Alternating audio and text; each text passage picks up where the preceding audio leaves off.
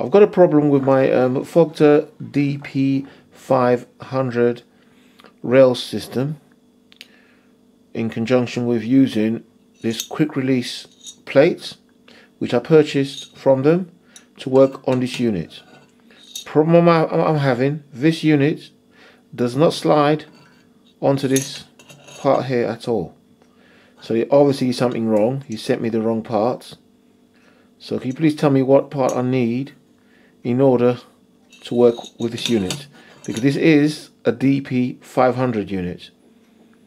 It's DP500 unit as I've seen in the advert on your site, but it does not work with this unit. So I'm going to contact you on eBay.